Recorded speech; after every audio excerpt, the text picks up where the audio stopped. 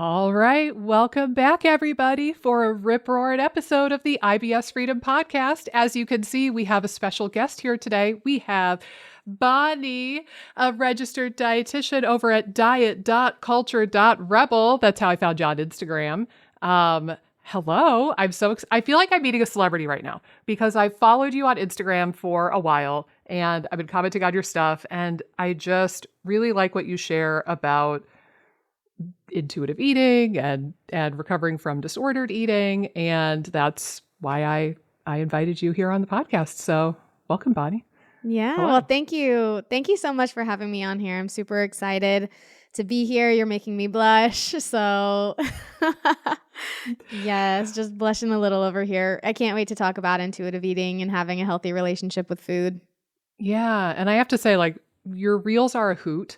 And that's how I initially found you. But, you kind of play the different characters and talk through different things that you might be thinking or saying when you're eating. And they're very entertaining. So if you want some learning sprinkled with entertainment, go check out her Instagram. Again, it's diet.culture.rebel.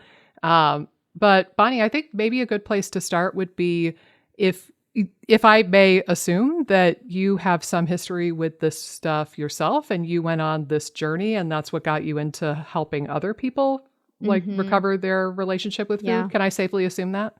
Yeah, 100%. And I definitely don't think that you have to struggle with food in order to be someone who helps other people heal. But I do think that when you have that history, it kind of puts you at a different place when you're supporting people in their struggles because you truly get it and you've been there before. I always, at this point in my life, I feel like I'm thankful for the struggles I went through because I would have never found the career in what I'm doing right now if I wouldn't have put meaning to the struggles that I had so many years ago. And I just feel so fulfilled in what I do every single day, and it doesn't get old because it feels great to help other people heal from these things. But all that to say, I did struggle with my own relationship with food. I think like so many others, it started when I was super young, and it makes sense when you think about all of the pressures that we have in our world, especially for women in particular, to look a certain way. You know, when girls are 8, 9, they are thinking about their body size and they're wanting to change their body size. And I was no different. So a lot of my struggles really began, if I had to guess, I want to say around 11 or 12, really in that time frame. I was heavily involved in gymnastics at the time. And so at that point, I was really restrictive with my food intake. And even though it was so long ago, I'm 32 right now. So, that was two decades or so ago at this point. I can still remember those struggles so clearly because that's how big they were to me. And so I was really restrictive, and but I never really appeared like someone who, is eating too little. I got compliments. I was told, even at that young age, you look so healthy, you look so fit, you must be really active, all of these things. And that just fueled my struggles even more. And then at one point, I actually passed out at gymnastics and I know for sure it's because I wasn't eating enough. And so then from there on out, my struggles kind of shifted. I think for a lot of people's food struggles begin with restriction, and some people can maintain that restriction for a while. Some people, a couple months or whatever. Pass out? Yeah, and I passed out. But then my struggles kind of shifted more into binge eating and that loss of control eating. And I experienced that for many years after. In my teenage years, I struggled with some eating disorder behaviors at one point, and that was only a few months simply because my parents caught me and took away 100% of all my privacy so that I could not engage in the eating disorder behaviors that I was. But even after that, I still struggled with food for a long time, and I decided to become a dietitian, partly because of my own struggles and because I wanted to help other people heal, but then also partly because several other women in my family really struggled with food. And so when I decided to become a dietitian, it's not like I had a completely healthy relationship with food at that point. And I think a lot of dietitians become dietitians because they are struggling with food themselves. And I have no problem admitting that was part of the reason why I became one. But thankfully, through the course of finally becoming a dietitian and then coming across intuitive eating and weight inclusive nutrition and just a weight inclusive approach to health, I furthered all of my trainings and I learned about intuitive eating and all of this. And that really helped me be able to heal my relationship with food. It spoke to so many of the struggles that I experienced with food when I was growing up at such a young age. And I'm so thankful for finding that, because it's just such a more peaceful place to be and live, right? Like I'm just so thankful for that. So that's kind of my story. And so gosh, I first found intuitive eating maybe in like 2019-ish. So it really, in the grand scheme of things, like it hasn't been that long, but it's truly transformed my life in a short amount of time. Yeah. And I don't know if our other dietitian in the house wants to weigh in. Yeah, no, I think there's a couple things that really resonate about your story, which is so interesting. I mean, I think so many women are engaging in sort of disordered eating patterns without even realizing it. And I think that it's all on a spectrum, right? Like, I feel like there's some people who are engaging in behaviors and they have no idea that this would necessarily be considered maybe disordered. And sometimes it's even like praised in a way out in the holistic wellness kind of space. So I think that is really important to note. And then I think it's interesting, something about your particular story is like, I've worked with very briefly with a ballet company, and like you start getting into some of these, like, I think women in general can have more disordered eating, and then you start kind of getting more narrowed in on a activity or like a sport that is people are kind of more on display. I feel like, there's definitely like a higher level of disordered eating that you see in the context of like gymnastics, like you were saying, or ballet. And I just, again, it was very interesting working in that environment, because it's way more obvious and not as subtle. And I'm sure, like, looking back, knowing what you know now, it's like, there's definitely a lot of probably messages you were hearing in that arena, the gymnastics arena, that was problematic in terms of a healthy relationship with food standpoint. Yeah, 100%. And I feel like there almost has to be a lot of disordered eating in that world for people to maintain the physique that's expected of them. Yeah. Right? Like, that's not normal for most people to look that way and be that thin. I feel the same way about, I'll confess to you, Bonnie, since you don't know us, I'm moderately to severely obsessed with K-pop. I love it so much. Okay. But I acknowledge a lot of the idols are extremely thin, and they work out and dance for hours and hours a day. And it's common for these companies to have their idols on very restrictive diets. And I do wonder, and I do worry about these people that I watch dancing on stage, and I wonder, how nourished are you really? And like, are you losing your period? Are you setting yourself up for, bone loss and weird stuff down the line? Or like, do you have tummy problems because you're not nourishing yourself? So again, I feel like in order to meet that body standard that something like gymnastics or ballet or K-pop has, you almost have to develop an eating disorder or be on that disordered eating continuum to be able to fit into that mold. Yeah. So. And I think sadly there's a lot of truth to that. And so while I still love watching gymnastics and all of these things, because I really admire everyone, there's always going to be a piece of me that's like, is this really healthy? Like, for people to be doing? I know there's pressures there. Like, even Shawn Johnson's come out and she's talked about how she struggled with eating disorders when she was in the Olympics and stuff. So we know that it's happening. We know that people are struggling, and yeah. Well, it's hard. I think it's interesting too, because like, I also think sometimes people are like, oh, I'd be having like symptoms, and I'm sure Shawn Johnson had symptoms, but it's like, she also competed in the Olympics. Like, you can do some really intense physical things while having some of these disordered relationships. And I think that's something that doesn't connect too with certain people when they're thinking about this. But I did want to circle back too to one thing you said about like developing more of the binging side of things. And this is something I think that's very relevant to our listeners, because I work with so many people and they're like, I'm addicted to sugar, or like, I can't help myself. I'm like, and they look at it more as a moral thing. Like, oh my gosh, I just binged on all these cookies or something. And it's like, I'm like, whoa, whoa, whoa, whoa.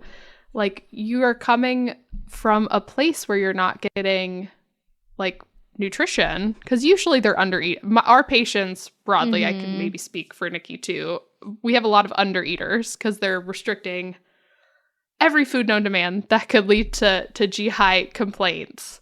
Well, and to briefly interrupt you, even if they're getting enough calories, there's the restriction in and of itself. So like theoretically, you could get enough calories if you are combining low FODMAP, low histamine, paleo, AIP, and low sulfur. The odds that you're getting enough calories are extremely slim, but maybe you could pull it off if you're like the 1 in a million. But again, it's like needing to control, or feeling like you need to control that many variables and having that much restriction and saying no to things that frequently, I think is still going to breed the same problem. And it's like you're pulling the pendulum up to one side, and you can hold it there with your muscles. You can hold it there with your quote unquote willpower for so long. And eventually you have to let go, and you have to let that metaphorical arm rest. And that's where, you know, you eat the whole thing of Oreos. And again, like our people will say, I bet I have candida. I'm addicted to sugar. The candida is making me crave sugar. And it's like, well, no, but your arm was freaking tired. It was here for years. My God, give yourself a break. And I think there's just like your body needs fuel.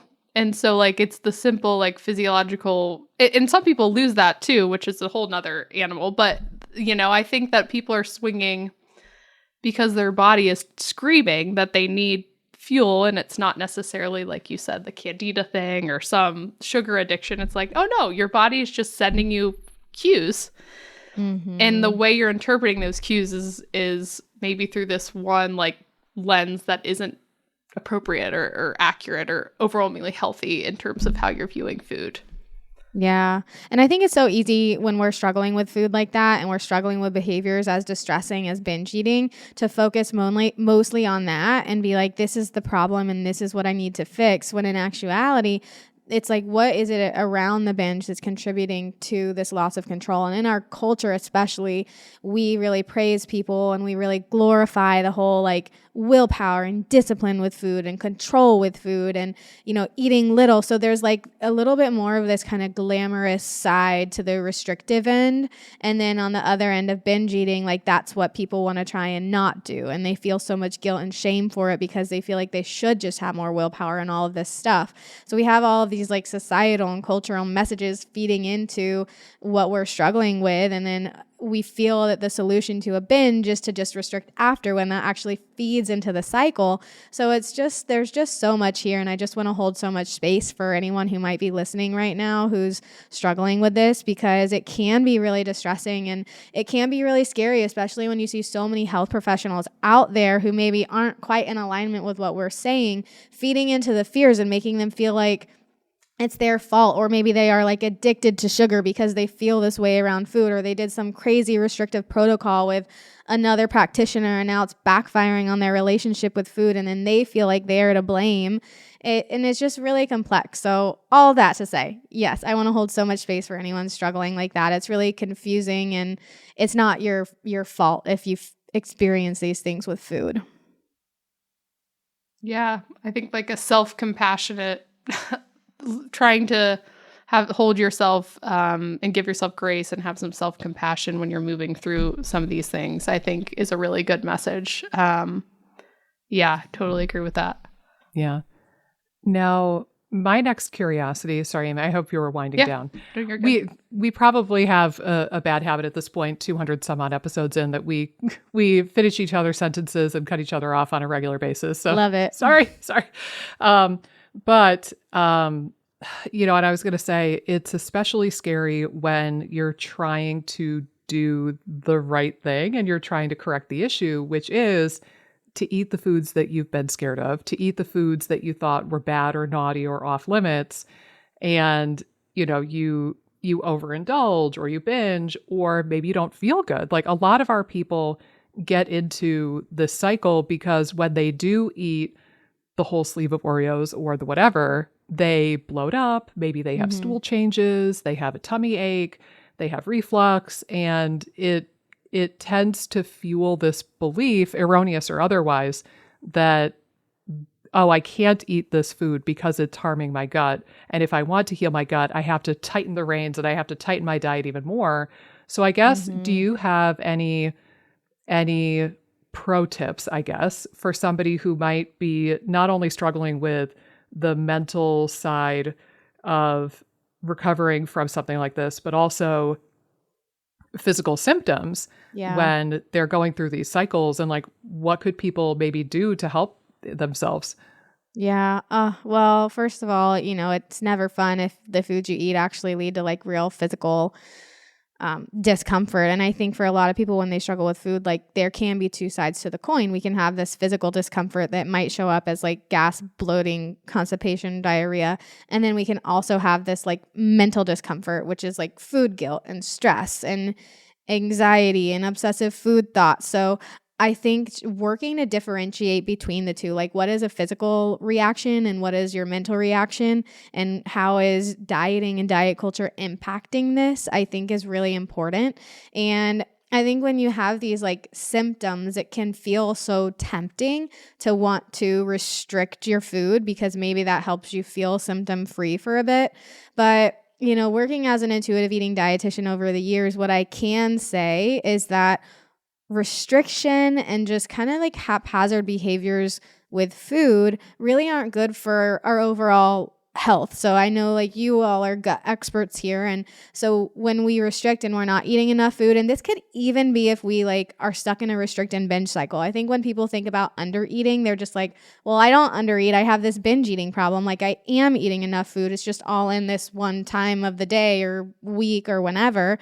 But if you restrict all day, and then, you have your binge later or you overeat later or do something like that, then that's still impacting your body. It's still impacting the way you can digest and absorb foods. And over time, that can lead to some real like physical discomforts, perhaps when you are eating some food. So we have to acknowledge that restriction maybe it hasn't necessarily caused this for everyone, but for some people, I think there's definitely a good chance that it has. But we know restriction doesn't help. So restricting food more can't be the answer to overcoming some of these like troubles and discomforts that you have. So I think what I would encourage the listener to think about if they're dealing with this right now is just like, we can hold these two things as truths, is like, this is really uncomfortable when you're dealing with like these real physical reactions. And we know that we can't go back to restricting more because that doesn't help your relationship with food. I think so many people don't realize the impact, the physical impact that restricting and dieting can have on like the way our body functions. And being able to acknowledge that, I think, is really empowering because it can help you move away from dieting and really give you that motivation to eat more consistently and like do the things that are really helpful with breaking free of a restrict and binge cycle, especially since it sounds like a lot of your listeners and clients are people who do struggle with the binge eating.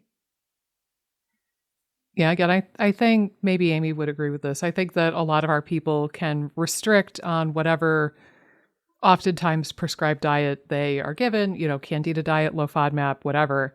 And then, at some point they say, screw it, it's not working. And yeah, I think that it is more of like a restrict binge cycle for a lot of our people. Yeah. And I think the confusing part for like the IBS realm is that not even like necessarily the holistic or wellness space, but they'll go maybe to even like a traditional GI.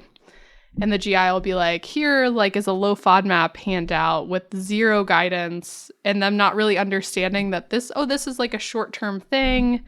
This isn't a forever thing. And again, even some GI docs will say, oh, just stay on it. And it's like, ooh, this is kind of a weird one because there is a lot of research behind that diet specific for IBS, like specific for lowering symptoms.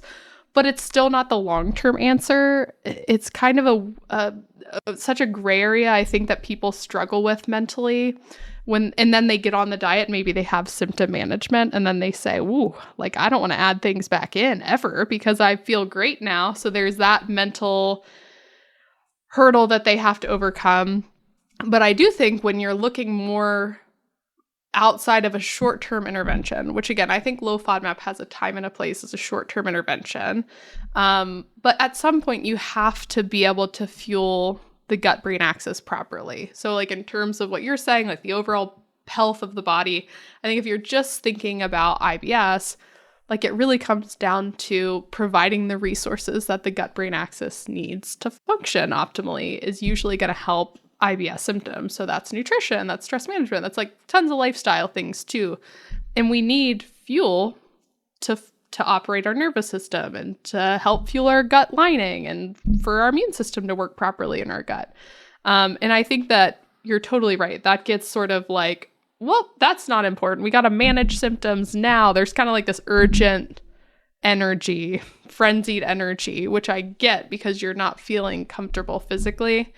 But I do think the low FODMAP diet really throws people through a loop because it is like, it's not even necessarily like a diet culture-y thing as much. It's like, oh, there's all this research and my traditional GI doc like sent it to me, but you can still get stuck in these same cycles. And most people aren't doing it under the guidance of anybody. So it gets real like morphed into something that it was never intended to be used. Yeah. And we do know that people who struggle with disordered eating and people who struggle with GI issues are more likely to struggle with disordered eating and eating disorders, which makes sense to me. And I think it just further supports the need to just be aware of your relationship with food because, sometimes you do need to make some modifications to the way you eat, maybe to manage a GI condition or any other medical condition. And knowing that can impact your relationship with food is really key because then you can just kind of be on top of it and aware. And then if you notice, especially if you are more prone to like disordered eating behaviors, if you notice them popping up, then you know that maybe you need to get some support or seek some support or do something to really prioritize your relationship with food while you work on managing whatever else is going on in your body.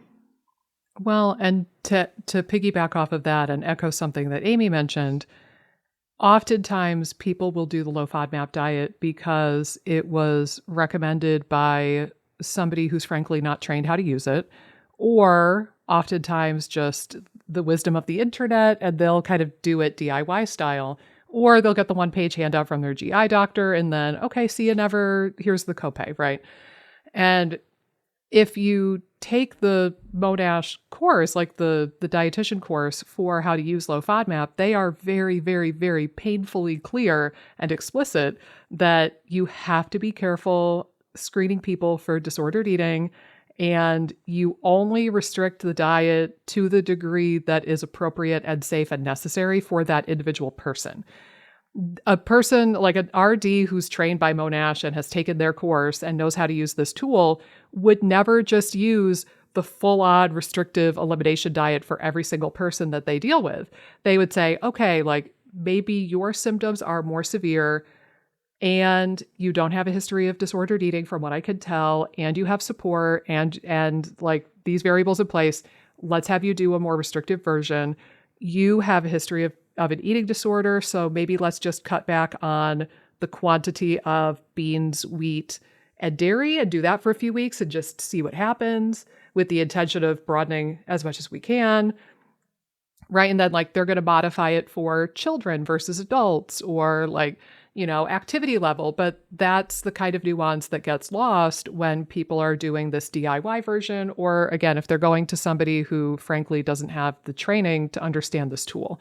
So I think the tool itself is fine and it has a time and a place, like Amy said. It's just that it's oftentimes bastardized and used inappropriately and used dangerously. And then those are the people that Amy and I frequently work with because they eventually discover that the Band-Aid is not the thing that heals them. And it might have dug them a deeper hole, whether they want to admit it or not. Yeah, I totally agree. And just thinking about, doctors handing out the low FODMAP diet, I also want to add in that so many health professionals and doctors and nurses and just people that you come into contact with in any health place, like oftentimes they really aren't versed in disordered eating and eating disorders. So it's really not something that is even asked, period. So I think about all the times I go to the doctors. I think it's been like, I don't know if I've ever been asked about my like history with food, really. And so I think that's something that's helpful to keep in mind is that, doctors are great at doing what they do, but they're not dietitians. And, they're giving out these recommendations and they have no idea what your relationship with food is like. And if you've struggled with disordered eating or eating disorders or anything like that in the past. Yeah. And I'll add, we pretty frequently throw functional medicine under the bus on this podcast. And I'm usually the instigator, and I'll do that again. I think, I've said it once, I've said it a million times. I fell in love with functional medicine years ago, and a piece of my heart will always belong with that community. Like, there are some really wonderful things about the functional medicine space, but I would wager a bet that 98% of those people have disordered eating issues themselves. It is an extremely orthorexic group, and then they're out there in the world claiming to use food as medicine. And which actually, I think you did a recent post about the idea of food as medicine, and I laughed. People are not happy with it. No, I was kind of chuckling reading the comments. I was like, "Ooh, I hope her adrenals are resilient enough that she can handle this." But I think that was the point you were trying to make, though. But like, they're out here preaching food is medicine, but they're only teaching people how to restrict, and then they're imprinting their own eating disorder onto all of their patients, and they're preaching it on YouTube and Instagram and whatever, like it's gospel, and we all need to avoid lectins because they're poison. And I think a lot of disordered eating, unfortunately, stems from functional medicine, well-intentioned though they may be. I completely agree with that. And then it's just really confusing. Like when you're online and you're looking at all of these people and you see that someone has like a DO or an MD behind their name or RD or whatever, you want to believe them and you want to listen to them. And then it just brings so much confusion to the person when they're with food and they're like, what do I eat? People send me videos on Instagram literally every day of another doctor or dietitian saying something opposite to what I say.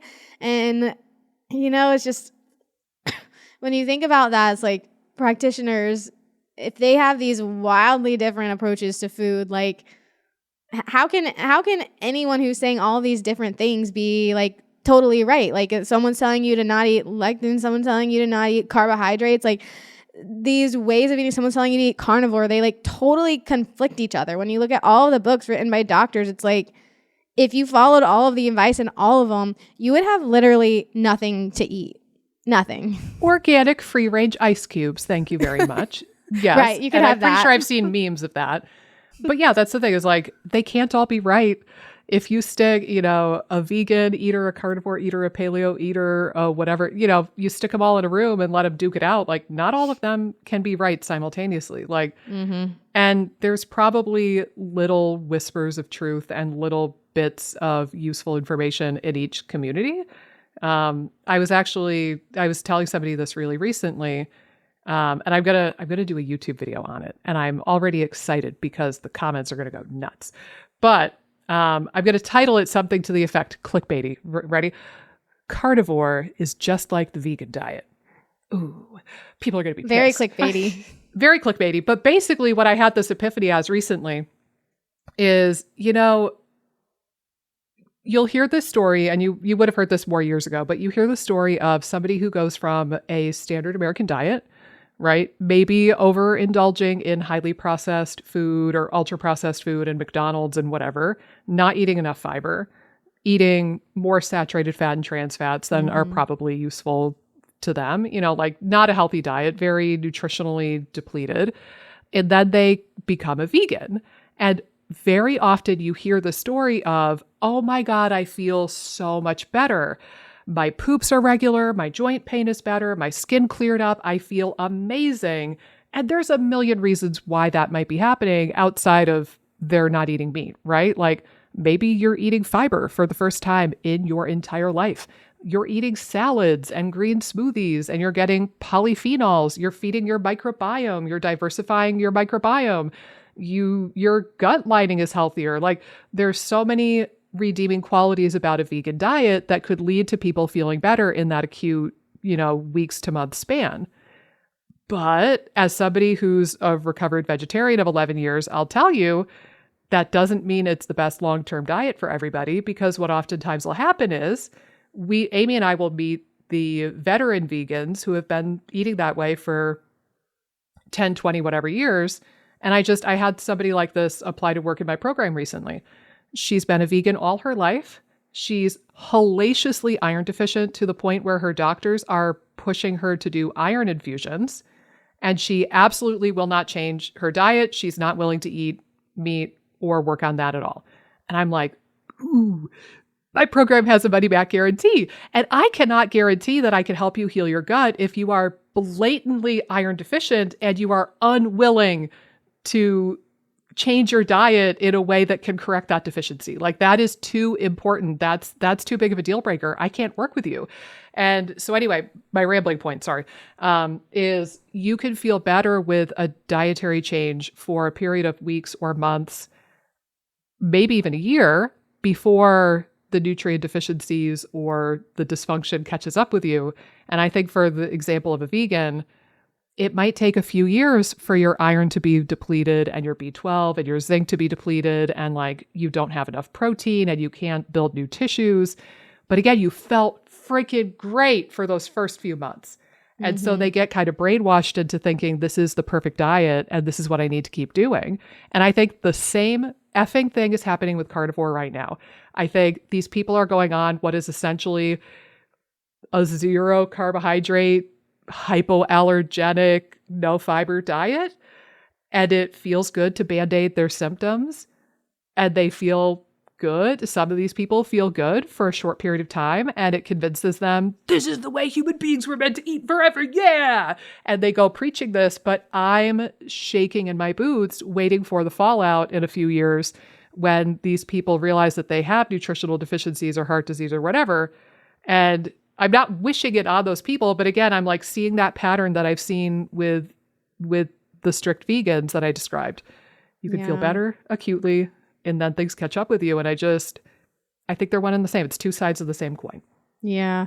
Yeah. And I want to add in that, when we talk about the way we eat, it's really personal, I think, to a lot of us. And sometimes diet culture really does impact the way we choose to eat. And so I think it's so important to be able to differentiate, like, is this a way of eating that I'm wanting to eat because it's truly in alignment with my values and who I am as a person, or is it because I feel like I should? And I think that's especially important in like the vegetarian vegan space, because I fully believe that it's possible to eat that way if you're really, about like it as a social justice movement and animal welfare and all of these things. Like, I think that those are great reasons why you should eat that way. But a lot of people are eating that way because they feel like they should, because they're like on vegan wellness culture TikTok or something like that.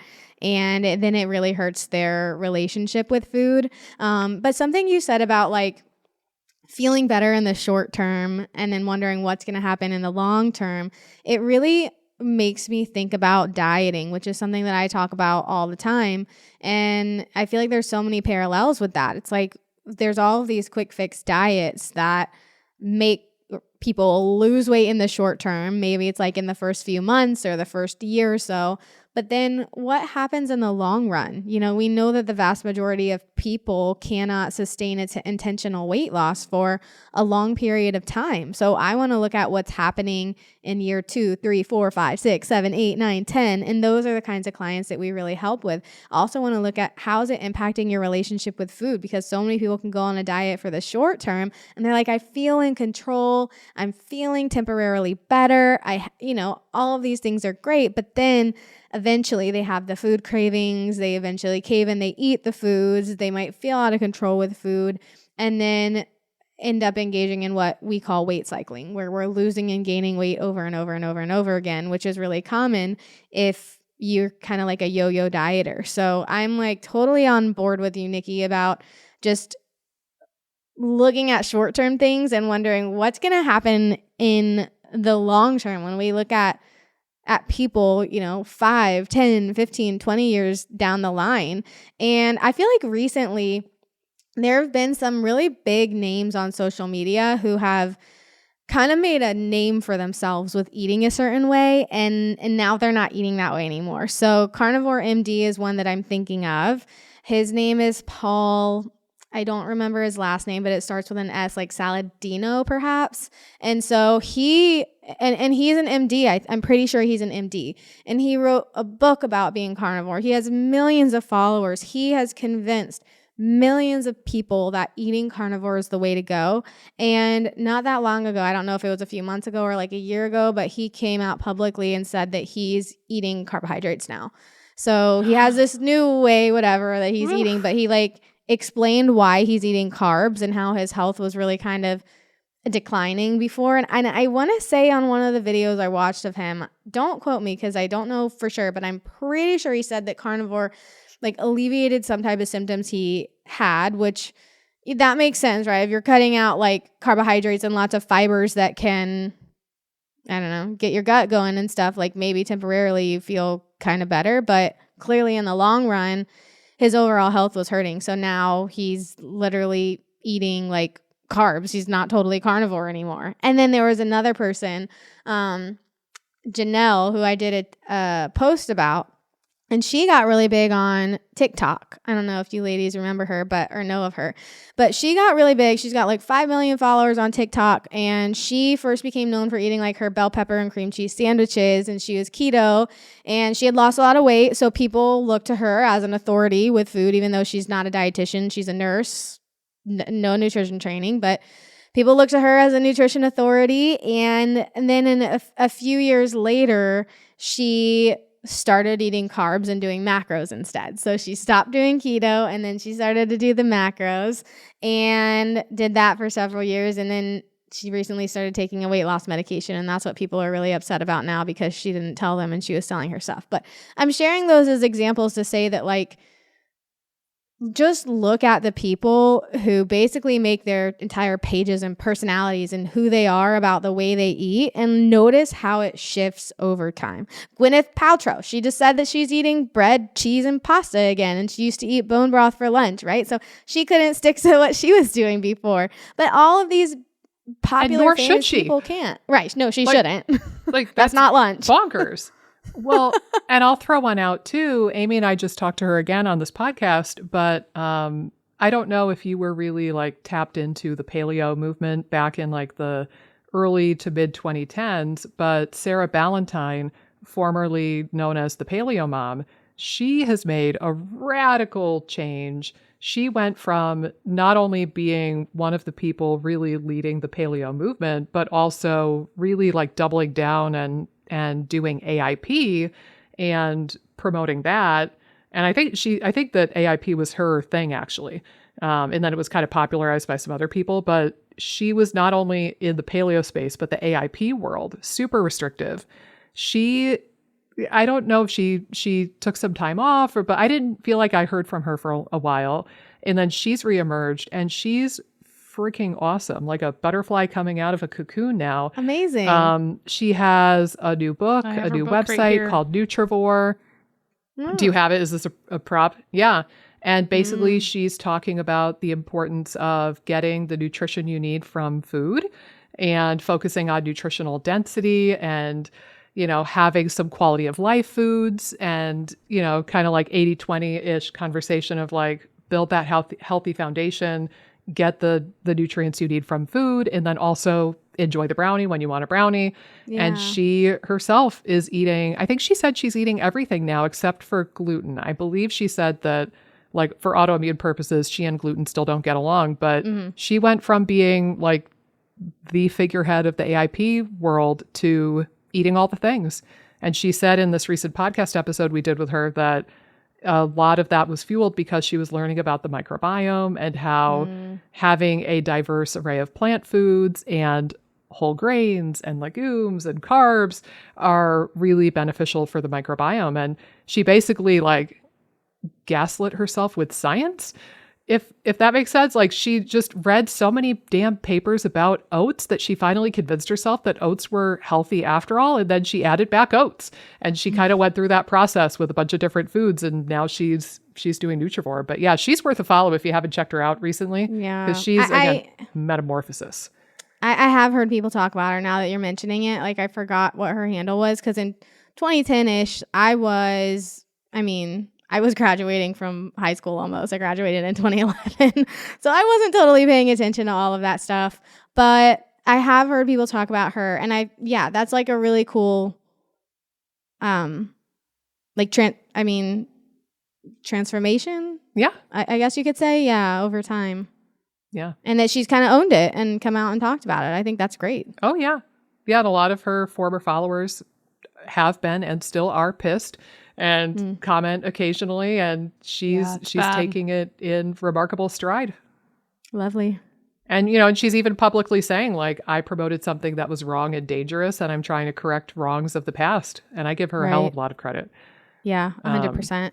But I think, you bring up this good point is there are so many people, and I guess arguably we fit into this in a way too, but there are so many people on the internet who have built their brand and built their business and their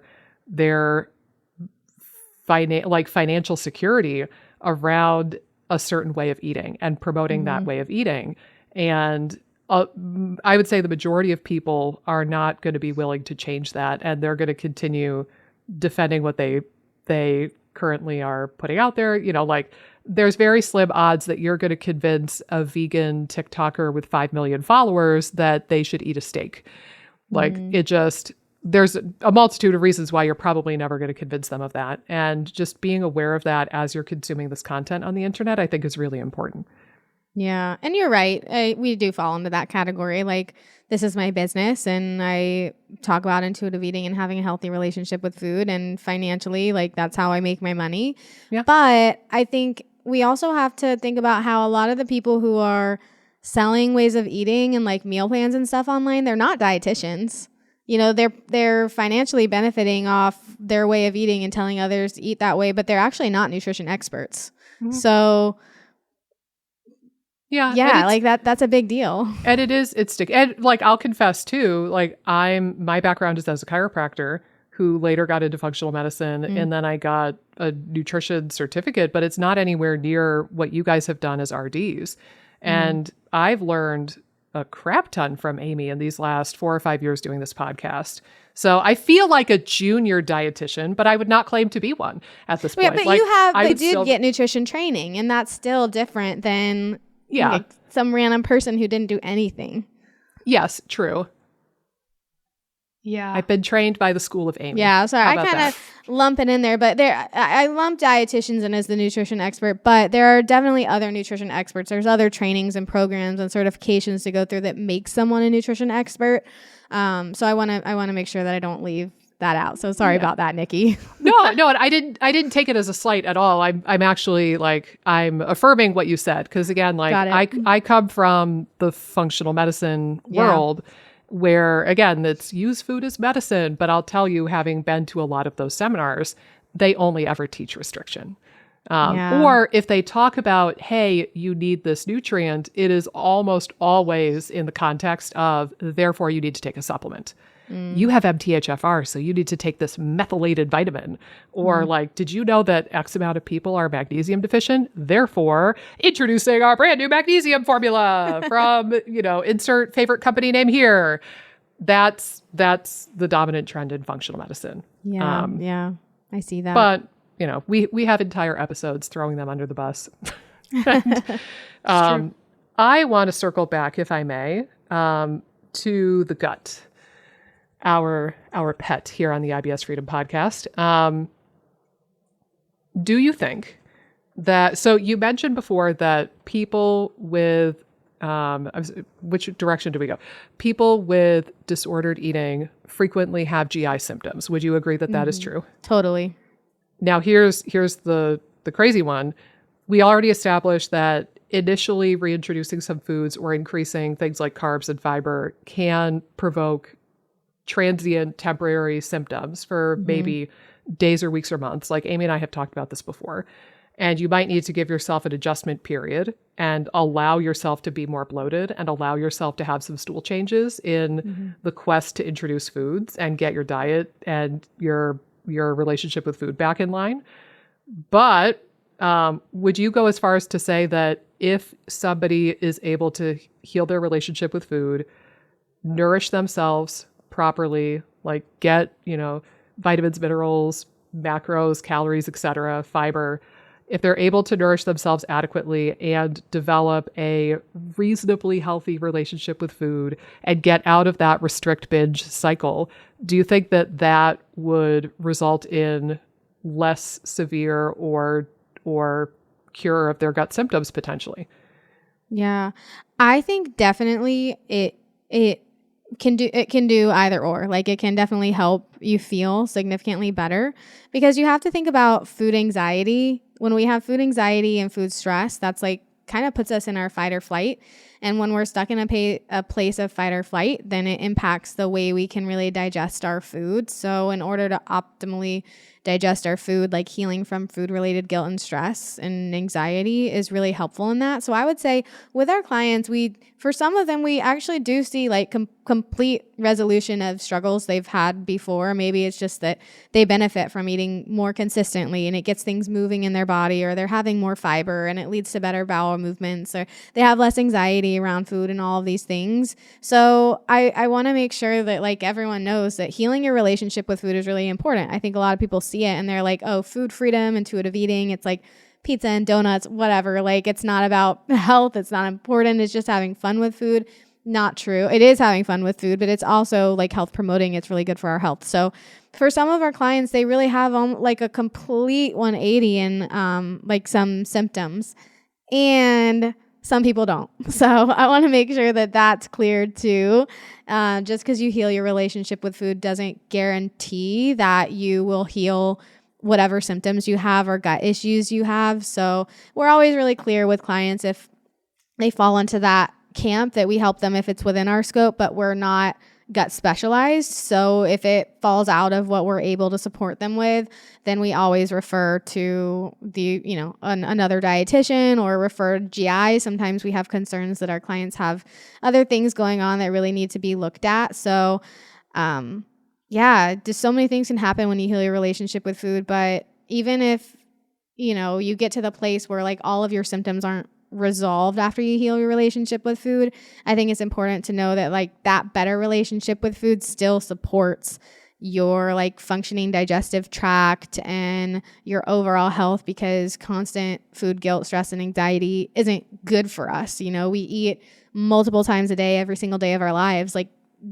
so many things we do around food, birthday celebrations, holiday celebrations, vacations. So if you have that constant stress and anxiety around food, that can really build up and compound over time. So when you heal from that, it really positively impacts your like stress relief every single day of your life. So just know that it's really, really good for your overall health and well-being to heal your relationship with food, no matter what happens to your symptoms. If they stay, if they go away, if they get better, like it's still benefiting you to have a healthy relationship with food.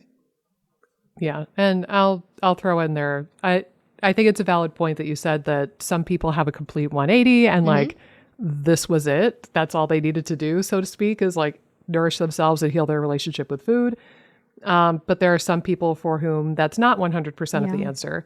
And, I think Amy would agree, like if you have somebody with, for example, a history of lots of antibiotic use and they're like, oh, my tummy was fine until I had this, triple round of antibiotics for a really persistent infection or whatever.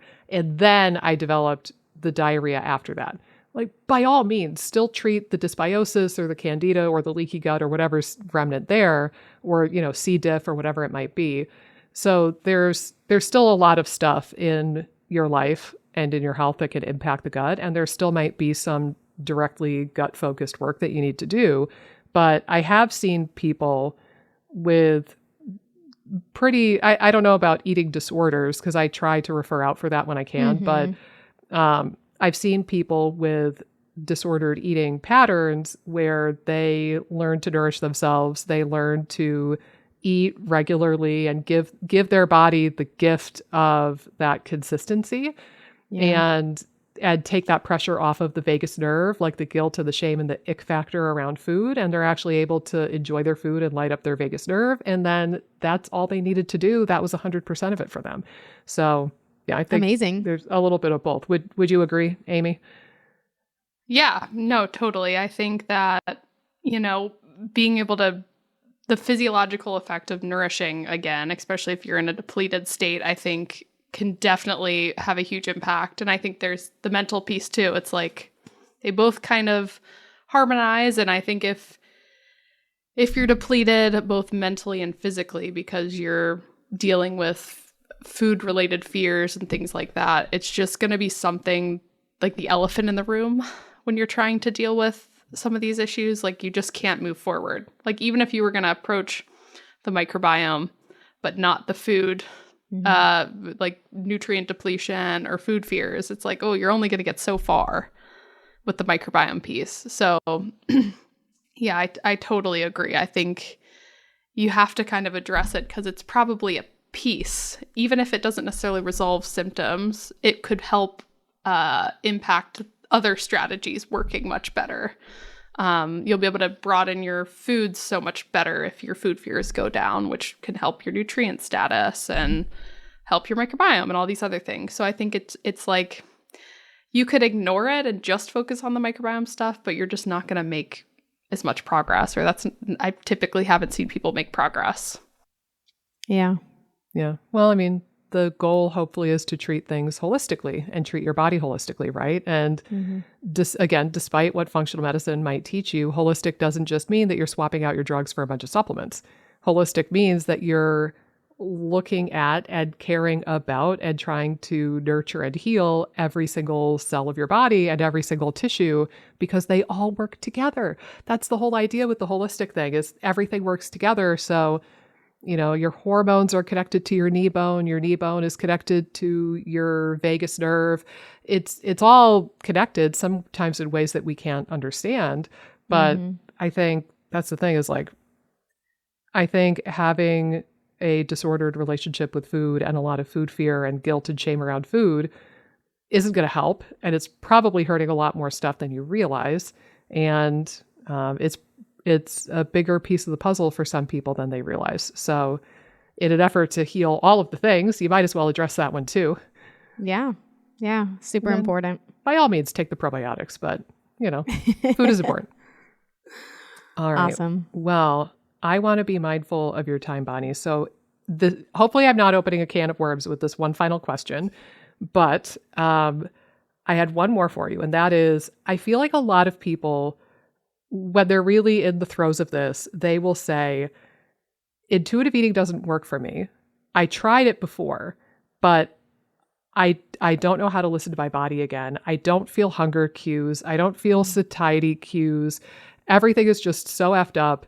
I tried intuitive eating. It does not work. Or they think that it won't work and they haven't tried it yet. And they think that they're like too far gone, too deep in the hole.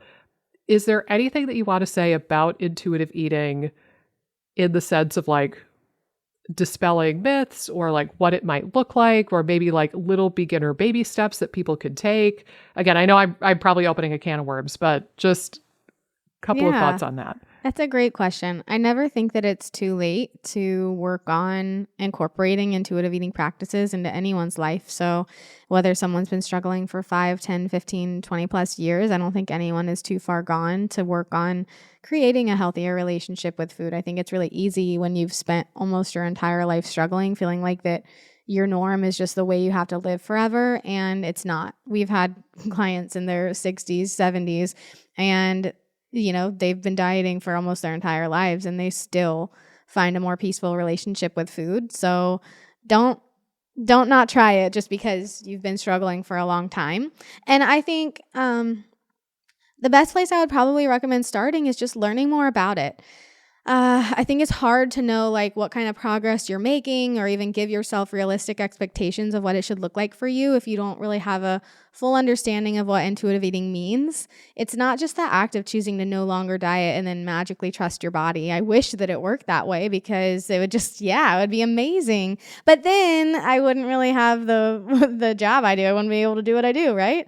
So you don't just magically trust your body. You're probably at a place where there is no body trust. So we have to rebuild that body trust, which means that we're not really intuitive in the beginning. We're not just listening to our body. We have to take intentional steps to build back that trust. So listening to podcasts, I have mine, shameless plug, Diet Culture Rebel podcast, where I really break down intuitive eating, talk about the nuances. There's also the intuitive eating book written by Evelyn Tribole and Elise Resch. I did my training under them. I got my certified intuitive eating counselor certification through their program. And that book is truly amazing because it will let you know what intuitive eating entails. So I think before even creating goals or a timeline of like what it should look like, what your relationship with food should be like, what foods you should eat, is just like giving yourself that like permission to learn and unlearn. Like go into this really open-minded with listening to podcasts, with reading the intuitive eating book, seeing what resonates with you,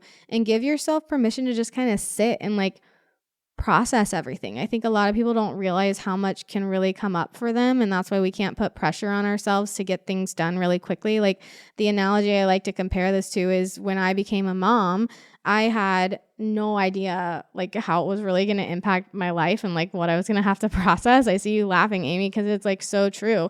I had I have Irish twins. I have a 1-year-old and a 2-year-old. So they're really little. Yeah. But when I had my 2-year-old, a little over 2 years ago, I had no idea what I was in for. Like I knew before having him that I wouldn't be able to freely leave the house when I wanted, that I knew I was going to have to coordinate with my husband more about like every little detail of our lives. I knew these things, but after having my son, it like hit me hard. I was like, my life is different. I don't have the freedom I used to. And I had to process all of that. And it doesn't mean that I don't like being a mom or anything like that. I love being a mom. I would do it a million times over again. But there was no way for me to know that. Like I knew going in, okay, I'm not going to have this freedom anymore. It is what it is. But I had to process it. And it took several months, I would say, for me to really do that. So when we heal our relationship with food, like we can read the book and we can listen to podcasts and have an idea of what it's going to be like for us, but we don't know what emotions are going to come up for us and what little things we're going to have to process. Like when we think about our dieting history and how long we've dieted for, how does that feel? Like that's a lot. So just give yourself grace and compassion and know that there's no rush to do this, and give yourself all the time in the world because there is a lot to process and think about. It doesn't mean that it's like all doom and gloom. It's not. Just like I talked about how I had to process what I did to become a mom. Like I love being a mom. My kids are the best and it's 100% worth it. Just like healing your relationship with food is worth it too. So getting through that processing period kind of puts you at the other end of like finally enjoying food, like being at peace with food again. So 100% worth it. And I'll maybe add, give yourself permission to be messy in the beginning, especially, and like, let it look sloppy. Nobody looks like the magazine moms their first week postpartum, right? No. Like you haven't showered in a week, like you smell like BO, your hair is a mess, you have vomit on your shirt and like milk squirting everywhere. And like, it's not picturesque in the beginning because you're learning, and that's okay. And you eventually get the swing of it, but you only get the swing of it because of that learning process and the trial and error. Mm-hmm. And similarly, like there might be days where you pound down a whole package of Oreos, and that's okay. That's part of the process. There might be a day that you have wicked diarrhea, and that's okay. I mean, it totally sucks, but like that's okay. That's part of this process is riding this roller coaster. And I'll share with you my most advanced prop that I have here at my desk. All right. And that is my pendulum. Ooh, okay, I love it. With medical tape. And so I think going back to the idea of the pendulum, right? Like we were talking about, hold on, different hand. We were talking about how people are holding the pendulum here for so long and their arm is shaking. It's so tired. And eventually they let go. And I think some people go into food reintroduction or like disordered eating work, and they sort of still have this expectation that they're going to release this pendulum and it's just going to magically and softly and gently go Whoop. Ah. And then life will be magic and perfect, and you'll be able to eat 2 Oreos and put them away. And that's not how pendulums work, right? Right? Like, remember back to physics classes, the pendulum is up here. It's going to violently ricochet to the other side. Usually it's going to swing around and twist and turn. And if you hold it here long enough, if you're patient and you don't grab it again, but like, I think that acknowledging the pendulum swing and being okay with all of the directions and all of the chaos with the pendulum swing is part of learning how to release it for real. Yeah. Completely agree. If you just pick it back up again as soon as it starts getting squirrely, then you're not accomplishing a whole heck of a lot. You gave your arm a 2-second break, and that's not really what we're trying to do here. Yeah, so. Absolutely. Anyway, messy, name of the game, I think. All right. I think we ought to wrap up here. I think we could talk to you for about 15 hours more, but we are parents and business owners, so we probably all need to skedaddle here. Amy, do you have any closing remarks, closing words? Well, my only closing remark is I had no idea you had a wand, just laying around. Did you pull up a wand? What? Have I never busted this out in front of you? I've never seen that wand. I just all of a sudden came out of nowhere. I have so many props. So this is, I oftentimes will use this when I'm feeling particularly persnickety. And if somebody is belly aching that they want the process to be easier than it realistically can be, sometimes I will jokingly pick this wand up on my Q&As and say, oh, did I forget? I have this wand and I could just make all of your problems go away. I just forgot to use it. Sorry about that. So yeah, that's usually my snarky persnickety tool of choice, but I also have little various critters that live on my desk. I have a turtle and a little glass crab guy. Yeah. A bottle of essential oil because I'm a crunchy hippie like that. Yeah. Lots of treasures here on my desk. 210, I think, episodes in, and Amy's just learning this about me, people. Love it. Well, Bonnie, thank you so much for coming on. Again, I had such a ball. This was so fun getting to meet you. And also, I think you shared a lot of great wisdom with our folks. Clearly, our people enjoy listening to podcasts. Otherwise, they wouldn't be here right now. So I really hope that they check your podcast out. And you said you are a creature of habit, right? So your Instagram is diet.culture.rebel. And your podcast is Diet Culture Rebel, right? So easy enough to figure out and find you. And I believe that you take clients and you have some other dietitians that work with you, correct? Mm-hmm. Yep. I have a team of registered dietitians. We're all intuitive eating and weight inclusive, and we accept insurance. So lots of our clients just use their insurance to cover sessions with us. Yeah. There you go. Well, guys, go check out Bonnie's stuff. Again, she's a hoot on Instagram, if nothing else. And I'm sure that her podcast is a wealth of information. And yeah, maybe you could work with her even if you want some more of her expertise. Thank you again so much for coming on, Bonnie. It was an absolute pleasure. And guys, we will see you right back here for another episode of the IBS Freedom Podcast before you know it. Until then, toodaloo.